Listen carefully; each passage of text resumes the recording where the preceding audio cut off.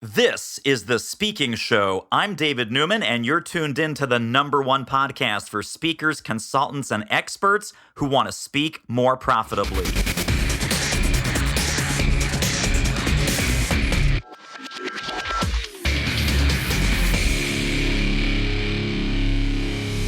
Well, we always like to have smart people back on The Speaking Show. Smart Person Redux, Joel Schwartzberg. Welcome back to the show, my friend. Thank you. So glad to be here, David. And you are the captain of Get to the Point. Get to the point. And the last time we talked about this in the offline world, now, of course, everyone is on Zoom, everyone's virtual, everyone's hunkered down in their home office. Hopefully they have a smart-looking bookcase behind them. Let's talk about the good, the bad, and the ugly, Joel. What do you see as the worst possible way to get your point across and to be heard and to be effective using video conference platforms like Zoom? Sure, David. And the interesting thing is I am a practitioner of this myself now because in my organization, we've also moved to all virtual, as so many people have. So I've been able to actually apply a lot of the theories and the approaches that I've developed, seen how they work. I've polled people about it. We've talked about it. So a lot of this is actually tried and true in the field. Now, you mentioned the good, the bad, and the ugly, which was a fine movie, by the way. But here I would reimagine that as the effective, the ineffective, and the distracting. So let's talk about effective first. A lot of the things that work in a regular conference meeting also work in a virtual meeting. But I want to underscore that because we often ignore those things. We think that because I'm home, I could be more relaxed. Because I'm on a microphone, I can use my conversational voice and not my loud voice because everyone can hear me. Also, there was a really good BBC article recently that talked about, of course, this is going to be inevitable, Zoom fatigue.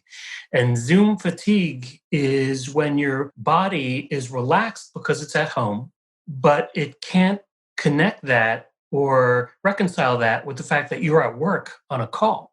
And this conflict between these two approaches and your brain trying to make sense of these two things happening simultaneously creates a lot of exhaustion. So we're exhausted from being on Zoom. And that also allows us to sort of relax when actually to PowerPoint, to elevate ourselves and our messages, we actually need to have that kind of energy and enthusiasm. So rule number 1 is be enthusiastic. Use a full volume.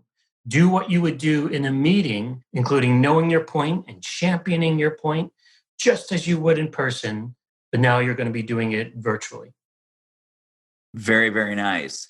So what do you think as far as some of the cool tech and tools? And it's not limited to Zoom. There's all kinds of online platforms. I think Zoom is the 800-pound gorilla.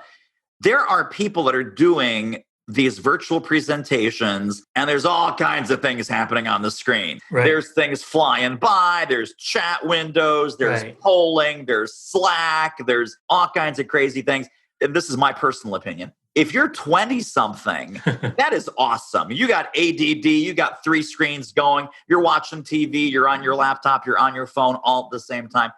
Should we be concerned about fancy versus not fancy? Should we be concerned about being entertaining versus not entertaining? What are some of the dangers and pitfalls of getting too crazy with the tech? That's a great question, David, and I'm glad you brought it up. It's not just the tech, it's really any distraction. Now, the presenter, you, me, we're going to be unaware of the distraction because it's happening behind us. We think everything's all groovy, that I have SpongeBob in the background, or my kids for that matter.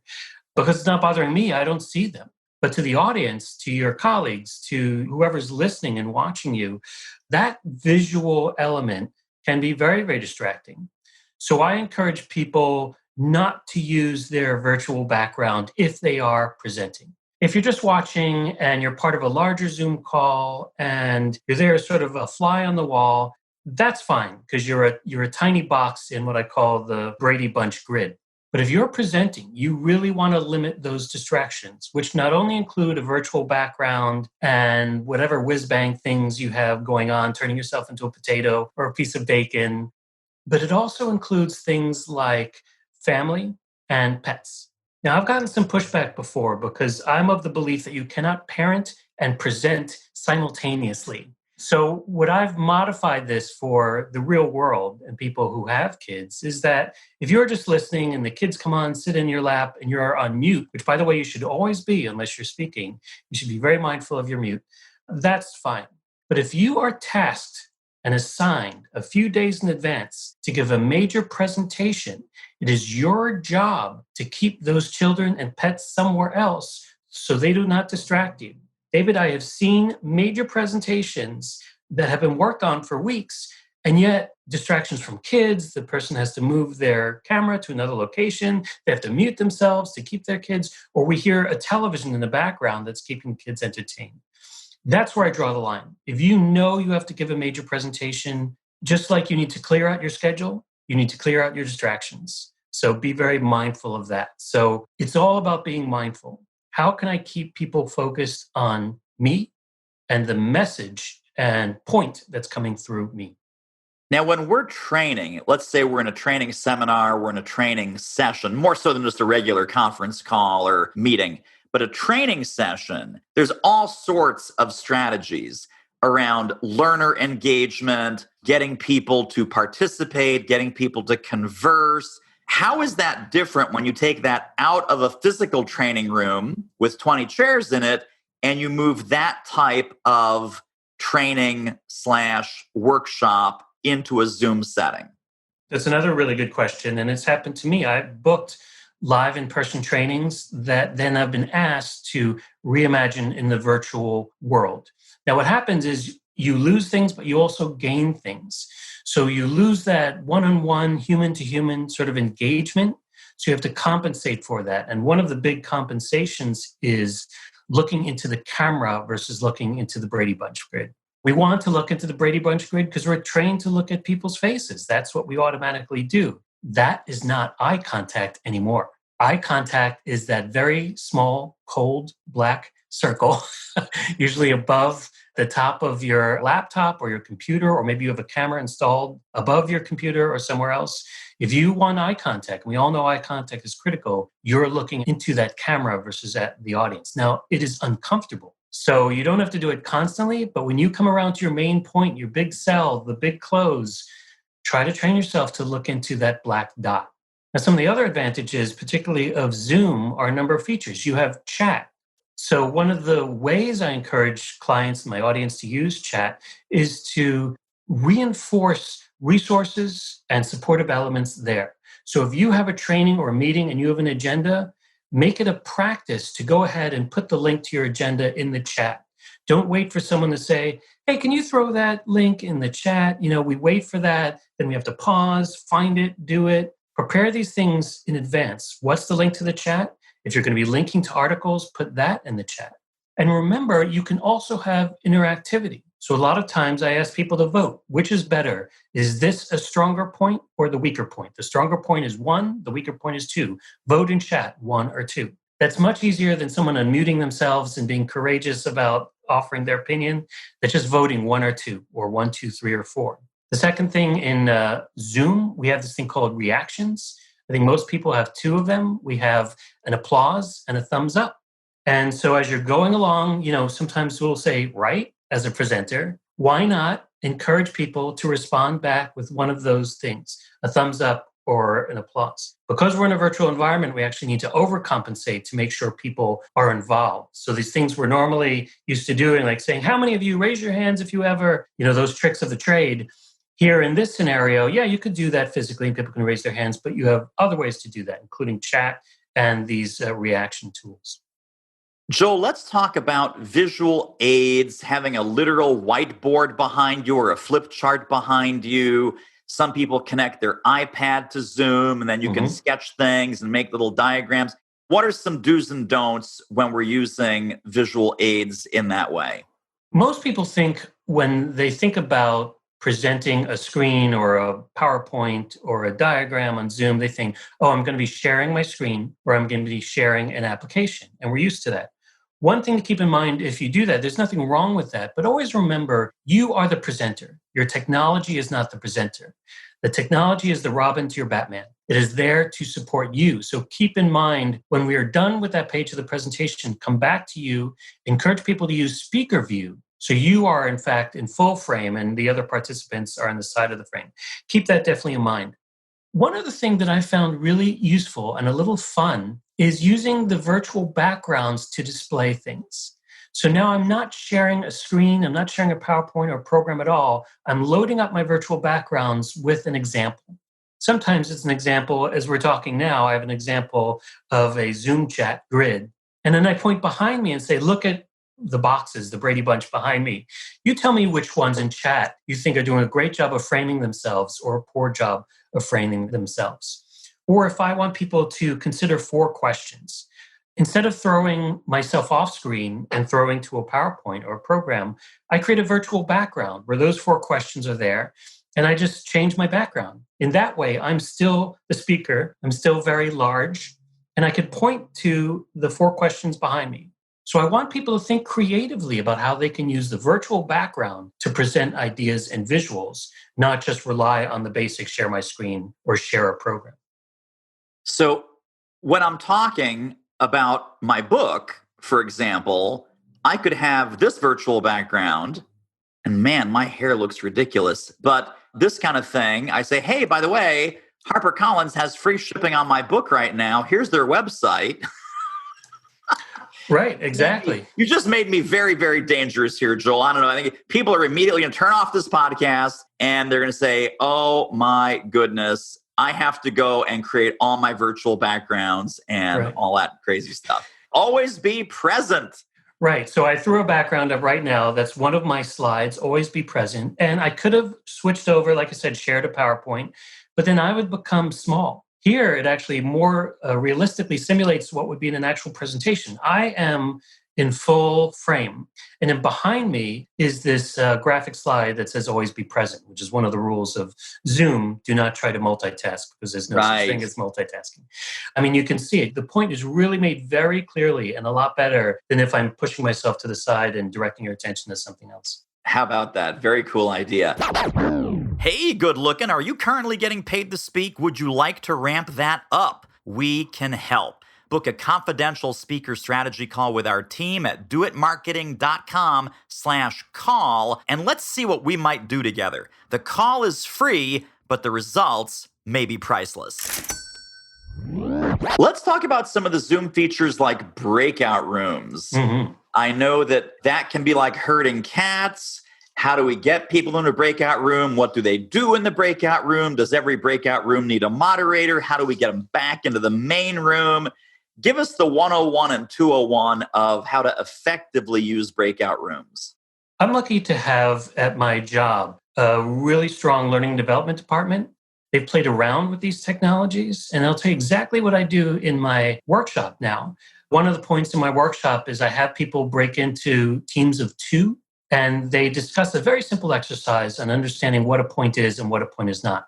Now, rule 1 or encouragement 1 is make sure to give very explicit instructions. If it's a very simple task, you don't need a facilitator in every room. I've done this workshop for up to 20 people, so that's 10 rooms of couples. And I can pop into those rooms, but generally I don't. But I give them a very specific task. Person 1, say this. Person 2, evaluate it using these 2 assessments. Then flip. Person 2, give what you think is a point. And person 1, you be the assessor. I give them 5 minutes. And in Zoom, you can automatically pull them all back automatically. Sometimes I say, hold on to your seats, everybody, as if we're traveling through time. But you send them out to their rooms. It's very easy for them. 1 click. They do the exercise. They come back. And suddenly we're back in the room again. Then I do another exercise where it's larger groups of people. I think we do 3 rooms of 10 or something like that. And in those rooms, you're able to connect to a note or a screen or a whiteboard so they can remember the assignment. One of the things we do is when we come back into the room, all of us, to discuss, my L&D counterpoint then throws up a page of basically a whiteboard. Whereas people are sharing the points that they created together, she's writing them out. So now we can see them and read them as people are doing that share out. We're very used to the idea of share outs at the end of a conference or at the end of a meeting where everyone says what they thought of it, what they learned, yada, yada. So this is a great way to reinforce that visually if someone can type them out and people can view them as that's happening. So it's not as hard as herding cats, but the big rule is be very clear about your instructions. Now, we will be having a town hall at my organization where there will be breakout rooms. It's going to be a little more complex. And I think there'll be 10 breakout rooms. And for that, yes, we're putting a facilitator in each of those rooms so they don't sort of all look at each other and twiddle their fingers. So having a facilitator there or not really depends on the complexity of the assignment you're giving them. So let's say that we're doing some sort of virtual conference where there's lots and lots of sessions. Mm-hmm. Should we try with our format or with our use of some of these bells and whistles? Is it important not to just have the plain vanilla, hey, here's me in my office talking to you on Zoom? Are there some distinctions that we can say, oh my gosh, Joel was not only a great presenter, I loved the way he used the technology? Or when you get that feedback, does that mean the technology was upstaging you and they weren't really fully paying attention? When you can be creative about your environment, as long as you keep two things in mind, I would say. One of them is make sure your environment is supporting your message or your credibility. So, David, right now I'm looking at a bunch of books behind you. What am I perceiving from that? I'm perceiving you're a good reader.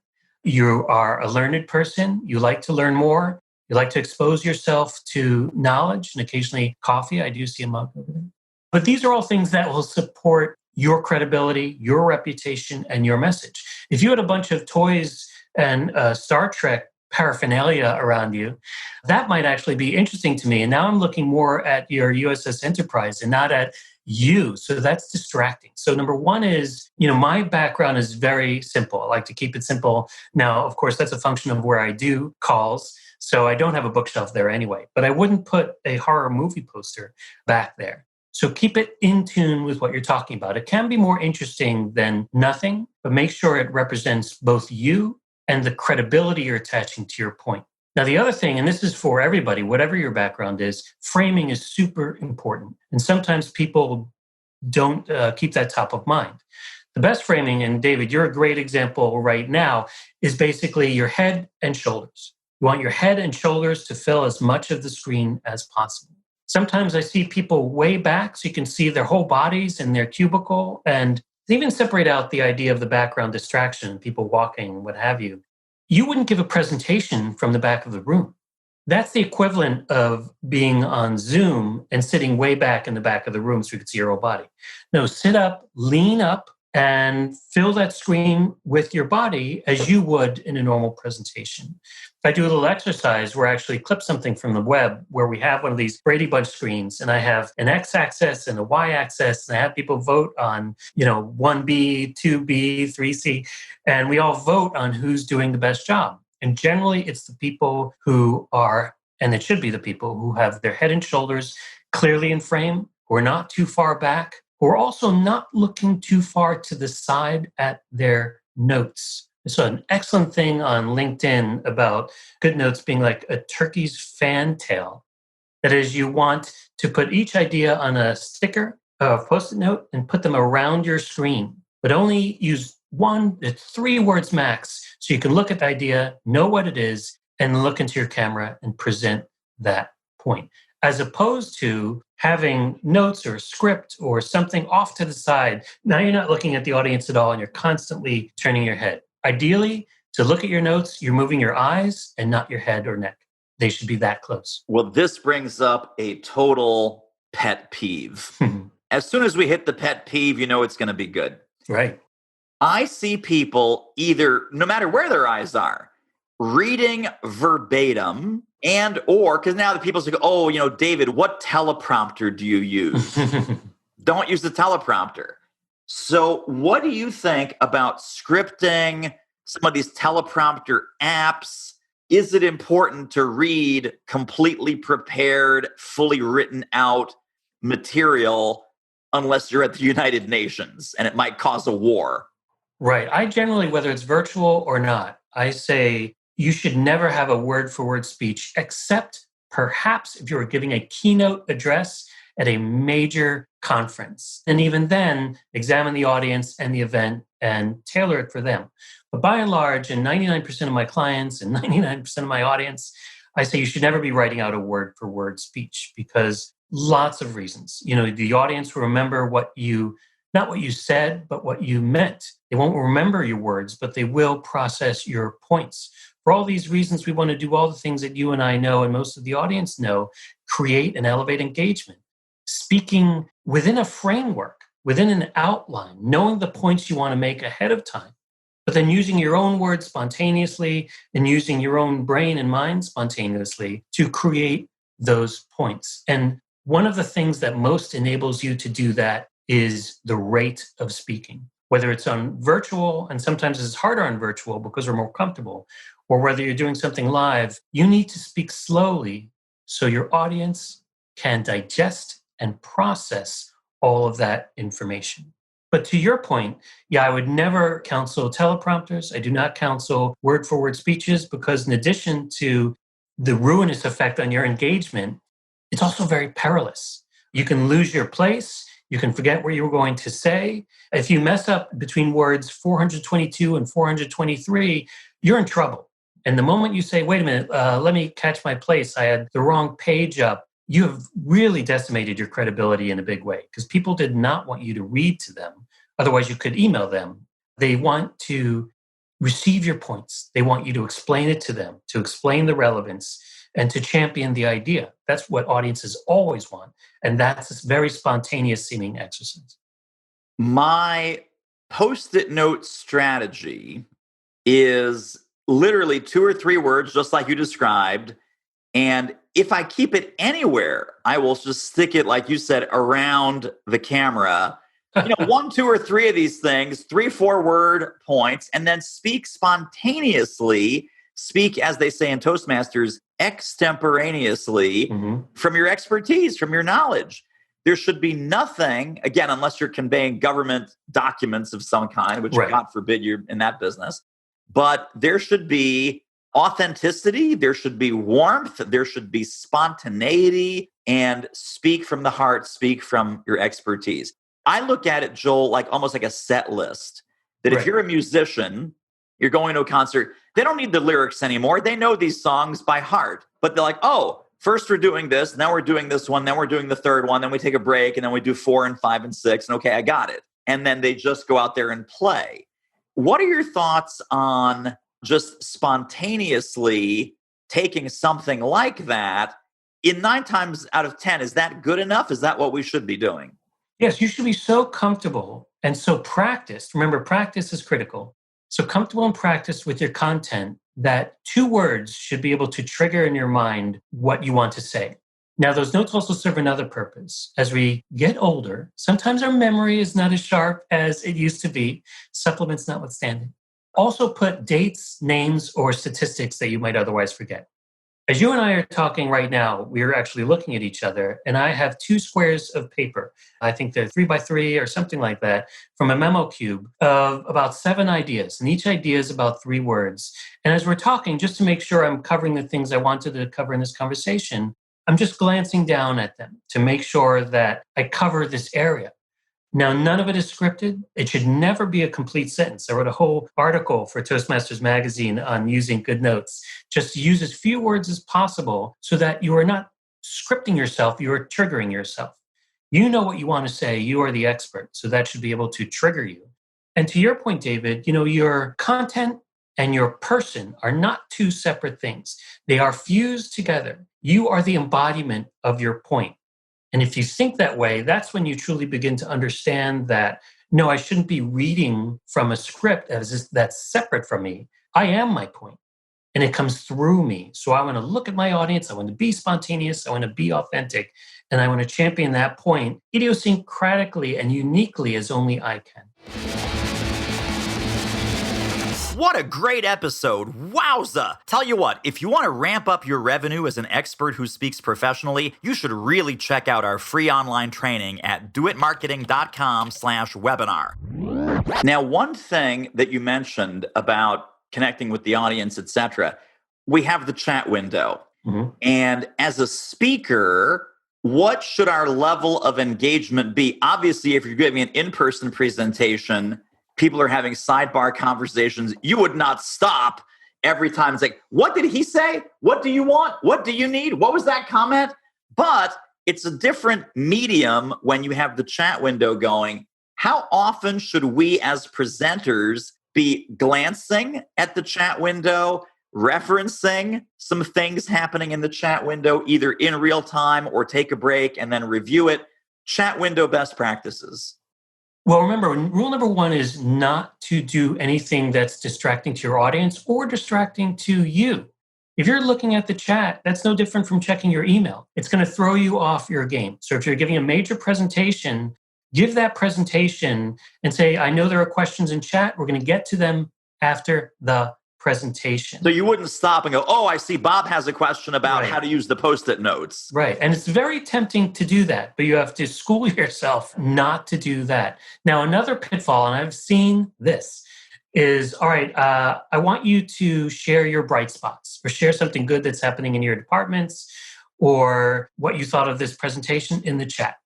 We're going to talk about it afterwards. So after the presentation is over, the executive then looks at it. Oh, I see Molly said this. And yeah, James, good point, James. And Trish, yeah, that program is doing really well. And the executive goes on and on and on, thinking, oh, I have to give appreciation and recognition to every single person who went into that chat. Well, unless you're the person, Trish, who is receiving in that half a second, good job, good comment, it's going to be very boring for you. Also, you're not reading the chat, so it's not specific. Oh, yes, James. Right, Sally. Sure thing, Steve. That's useless content to most of the audience. Yeah. So the rule is not only not to monitor the chat as you're presenting, but if you decide to deliberately pull from chat, curate 2 to 3 or 4 things that strike you. Don't feel like you have to review them all. People will understand that you're going to be curating from that list. And everyone, to their ability, while you're not presenting, they have the opportunity to look into that chat also. So it's not like the executive or the speaker is the only person who has access to that chat. So don't sweat it. If you do want to do those things, use them. I think the key thing is to use the chat deliberately. If you send people to the chat, let them know what you're looking for, and then pull from it minimally, curatorially, to surface the best content that helps support the points you're trying to make. Now, either with the technology, with the chat window, with the breakout rooms, Joel, talk about having a wingman or a wingwoman. Should we have like an assistant, a backup person, a co-facilitator, a co-host? You're the front man or woman. Should there be someone on that same Zoom call monitoring the tech, maybe answering some of the questions that come up in the chat or redirecting the chat to a more productive level? What's the role of that wingman, and when do you think we need one? I think it's always good to have that wing person. Imagine yourself at an actual conference, but now you're in charge of hooking up your own audio, turning it on, testing the levels, driving the PowerPoint on a laptop that's actually far away from the screen, going back and forth. That's, I think, a reasonable version of going into a Zoom call and not having a wing person do some of that facilitation for you. Yes, we can be one-person bands, but that is going to be very distracting, having to do all that. So what I always recommend in a meeting, whether you're presenting or just merely managing the meeting, is to have a meeting manager. That person's job is to check the technology, make sure everyone's there, maybe to even do the sharing of the PowerPoint. There's no harm and no foul for a presenter to say, next slide, let's look at this. No one discounts you for that. And what it enables you to do is not worry so much about being the clicker or sharing your screen or sharing your PowerPoint and focusing on the presentation. The meeting manager can also be the one taking all the notes, can be the one putting the links into the chat. If I reference a Harvard Business Review article that I want to circulate, the meeting manager can then put that into chat. Here's the article Joel was referencing. So all of that really facilitates your presentation by allowing you to do what you most need to do and doing it as cleanly and with as few distractions as possible. Very nice. As we're entering the home stretch, let's talk about recordings. When we have a recording, either a presentation, training, meeting of any kind, do you recommend distributing that recording as is? Should we be editing that recording to cut out some of the boring parts and just go from main point to main point, kind of a highlights reel, if you will? What do we do with the recordings? And does anyone even watch these recordings anyway? Right. We sometimes think, oh, that was amazing presentation. Let's send it out. And really, if we think about an audience, are they going to take the time out of their schedule to watch an hour-long Zoom chat with 30 people that for some reason they didn't attend in the first place? Now, they might have been excluded, but it's a little odd that you were excluded and now you're included. So that does present some sort of communication peril. So like anything, like video, anything that's recorded in the real world, it'll only be improved or elevated through, and I like to use this word, curation, to have someone who understands what that audience needs and wants. And let's be clear about that. Presentation is always about recognizing what the audience needs and wants, not what you can say or what you need to say. If you don't consider the audience, there's no point to putting it out there because they're not going to connect to you. So similarly, and to answer your question, I think it helps to curate and edit those productions so that you're emphasizing the key elements. If you give your audience 11 things and only 4 of which are important, you're gambling that they're going to take away the wrong things. So better if you have 4 important things to say, restrict it to those 4 things, and then you lessen the chance of them spending time on something that just wasn't nearly as relevant. Very, very nice. Well, let me ask you our 2 final questions. The final question is, how do people get connected and stay connected to more of your brilliance and books and websites and all those cool things? Second to last question, if people were to take one central idea, Joel, away from our conversation today about using Zoom and using virtual presentation tools to their maximum effectiveness, what do you hope that central concept would be? I think that central concept, to answer that question first, is these 3 words: champion your point. And as you decide, what is my background? How am I going to frame myself? What volume am I going to use? What am I going to show? How am I going to use the chat window? The question to ask with all of that is, will this make my point more resonant? Will this support my point? Or will it distract from my point? And you can ask that question for all of the considerations you have in a virtual setting, just as you would for a real world setting. So keep that in mind. I need to make 10 decisions here, but in each of those decisions, am I championing my point? And of course, if you don't have a point, then none of that matters. So I always go back to the bread and butter of my work, which is know what a point is, know how to sharpen it, and know how to sell it. And to learn more about me and these ideas and my book, which is called Get to the Point, they can always go to www.joelschwartzberg.net. Fantastic. And the book is on Amazon, everywhere you get your favorite books. Order it online, order it offline, order 5 copies for your friends. Joel Schwartzberg, thank you once again for being with us. You are the point man on points. Thank you so much, David. I appreciate the opportunity.